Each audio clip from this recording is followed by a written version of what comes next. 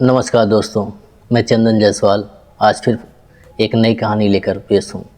आज की कहानी है सुरेश और वंदना की। एक रॉन्ग नंबर जो सुरेश के पास आता है और लड़की उससे बात करने लगती है। दोनों में प्यार होता है। फिर से मालूम चलता है लड़की मेंटल है, उसे दिमाग की बीमारी है। तो आइए सुनाता हूँ विस्तार से। सुरेश की कॉन्फेक्शनरी की दुकान है। वो अपनी दुकान बहुत अच्छे से चलाता है, बहुत अच्छा व्यवहार है उसके रहन सहन और उसके बातचीत से लोग उससे प्रभावित रहते हैं। इस वजह से उसकी दुकान भी बहुत अच्छी तरीके से चलती है। सुरेश एक दिन अपनी दुकान पर बैठा होता है और उसके पास एक रॉन्ग नंबर आता है। उधर से लड़की की आवाज़ में पूछती है कि राधिका है क्या, मेरे उससे बात करा दीजिए। इधर सुरेश बड़े अदब से कहता है, नहीं मैम, आपने रॉन्ग नंबर मिलाया है। यहाँ कोई भी राधिका नाम की नहीं है, ये मेरा नंबर है, आप अपना नंबर चेक कर कर मिला लीजिए। और फिर सुरेश अपने कामों में लग जाता है। फिर रात को सुरेश सो रहा होता है, करीब रात को 12 बजे एक फ़ोन आता है उसी नंबर से। क्योंकि सुरेश ने उस नंबर को सेव नहीं किया था, इसलिए उसके लिए अननोन नंबर था। वो रिसीव करता है फ़ोन को और उधर से फिर वही आवाज़, वही बात। सुरेश कहता है, मैम आपने फिर मुझे ही मिला दिया जो दोपहर में आपने मुझे फ़ोन किया था। मैं फिर आपसे कहता हूँ ये राधिका का नंबर नहीं है और मैं किसी भी राधिका को नहीं जानता हूँ। इतना कहने के बाद फ़ोन काट देता है। फिर फ़ोन कट जाता है और सुरेश फिर सुबह अपनी दुकान खोलकर बैठ जाता है, अपनी रोज़ के दिनचर्या में लगा रहता है। दोपहर में फिर फ़ोन आता है, फिर उसी लड़की की आवाज़, देखिए आप मुझे राधिका से बात करा दीजिए, बहुत ज़रूरी काम है।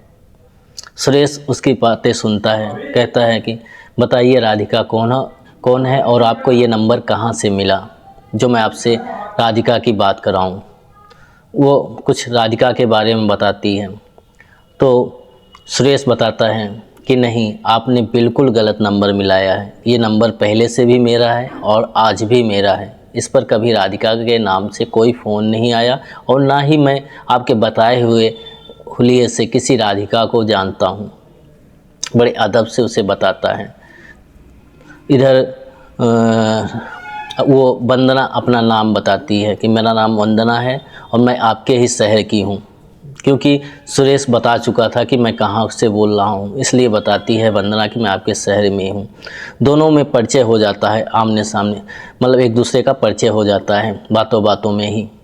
फिर फ़ोन कट जाता है, फिर रात को फ़ोन आता है, फिर वो दोनों में बातचीत होती है। अब प्रायः ही सुरेश और वंदना में बातचीत होने लगती है।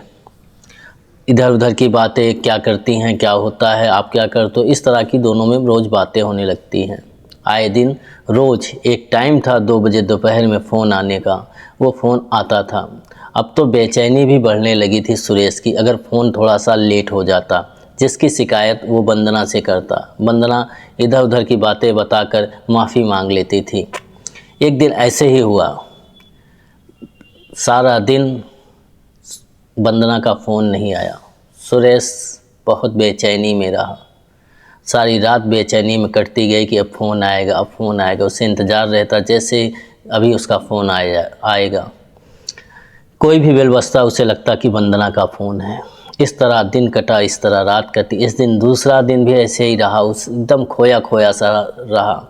दुकान पे उसका मन नहीं लगता था। लोग उससे पूछे क्या हुआ, तबीयत ख़राब है, कहता नहीं कुछ नहीं। ऐसे सभी पूछते कोई बात तो हो बताओ ना, लेकिन वो कुछ नहीं बताता किसी से, बस खोया खोया सा लगता। कोई भी फ़ोन बजता तो उसे लगता है कि बस वंदना का फ़ोन है। रात को भी वैसे ही लेटा रहता, उसे नींद नहीं आती रहती। करीब 2 बजे एक फ़ोन आता है नए नंबर से। उधर वंदना होती है। वंदना उसे कहती है कि मुझे जल्दी तुमसे अभी मिलना है, जल्दी से जल्द स्टेशन आ जाओ। सुरेश पूछता है क्या हुआ, कुछ बताओगी? वो कहता है नहीं, तुम आकर इस नंबर पर फ़ोन करो। सुरेश स्टेशन पहुंचता है, उसे ढूंढता है, वो एक जगह छिपी रहती है। फ़ोन करती है, मिलते हैं दोनों और वो बताती है कि मुझे उस दिन जब मैं तुमसे बात कर रही थी तो मेरे जीजा ने पकड़ लिया था और मुझे बहुत मारा।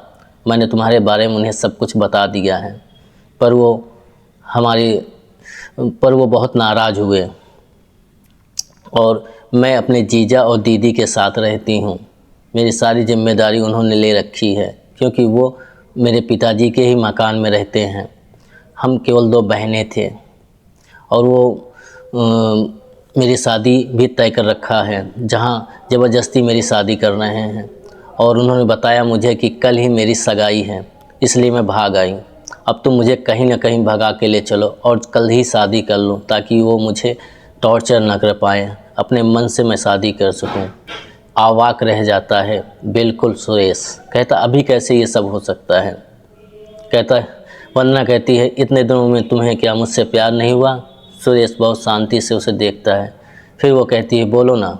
सुरेश हाँ में सर हिलाता है। फिर क्या सोचते हो, तुम मुझे प्यार करती हो, मैं तुम्हें प्यार करती हूँ, चलो ना शादी करनी है, कहीं चलो।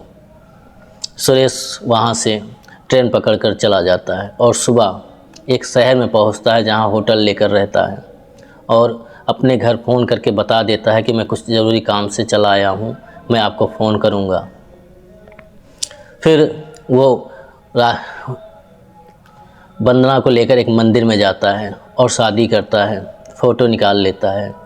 फिर वो एक दोस्त के माध्यम से कोर्ट जाता है, कोर्ट मैरिज के लिए। वहाँ समय दिया जाता है, उस समय का इंतज़ार करता है सुरेश और वंदना। ऐसे करते करते 3-4 दिन बीत जाते हैं। सुरेश अपने घर फ़ोन करके कहता है कि मैं इमरजेंसी काम में फंसा हूँ, कोई बात हो तो मुझे बताना। वहाँ बात करने से पता चल जाता है कि वहाँ कोई पुलिस वगैरह नहीं आ रही है। इस तरह वो पता कर लेता था बातचीत करके, अगर कोई बात होती तो भैया उसे बताते। दोनों निश्चित थे।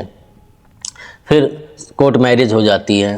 वो वंदना को लेकर घर आता है और सारी बातें अपने भैया और पापा को, मम्मी को, सबको बताता है। लेकिन जैसे ही वो घर आता है रात में पुलिस की रेड पड़ जाती है। लड़की और यानी वंदना और सुरेश को वापस ले जाते हैं वो पुलिस चौकी। वहाँ पर सुरेश के घर वाले पहुँचते हैं तो उन्हें पता लगता है कि सुरेश पर लड़की किडनैपिंग का केस लगाया जा रहा है। इधर वंदना को उसके दीदी और जीजा समझाते हैं कि चलो तुमने बहुत गलत किया है, बहुत मनाते हैं लेकिन वो मानती नहीं है। फिर वो डराते हैं कि अगर तुम नहीं जाओगी, नहीं चलोगी तो हम इस पर इतना केस लगवा देंगे कि सारी ज़िंदगी ये जेल में रहेगा। वंदना चली जाती है और केस ख़त्म करके वो चले जाते हैं। पुलिस वाला सुरेश को वार्निंग देकर छोड़ देता है कि दोबारा उस लड़की के सामने पड़े या फिर उससे कोई नाता रखा तो तुम्हें हम ऐसे केस में फंसा के सारी ज़िंदगी जेल में चक्की पिसवा देंगे। सुरेश चला जाता है लेकिन सुरेश के पास प्रूफ रहता है कि मैंने शादी किया है। उसने कोर्ट में केस कर देता है कि मेरी पत्नी है और इन्हें ज़बरदस्ती अपने घर में रखा गया है। वो बालिग हैं, जिस पर बुलाई जाती हैं वंदना, उनके जीजा और दीदी। उनके जीजा कोर्ट को बताते हैं कि इसकी मानसिक स्थिति सही नहीं रहती, जिस वजह से ये कभी कभी उल्टे सीधे हरकतें करती और भाग जाती है। अब भागकर कहीं भी शादी कर लेगी तो क्या वो मान्य है? जिस पर सुरेश कहता है नहीं जज साहब, अगर ये बीमार है तो मैं इसका इलाज कराऊंगा, पर ये मेरी पत्नी है, मैं इसे छोड़ नहीं सकता हूँ। जज साहब सुरेश के बातों से काफ़ी इम्प्रेस होते हैं और वंदना से पूछते हैं। वंदना हाँ में सर हिला देती है। जज साहब दोनों के ही वंदना की विदाई कोर्ट से ही कर देते हैं और सुरेश उसे लिवाकर चला जाता है अपने घर। नमस्कार, मैं चंदन जायसवाल।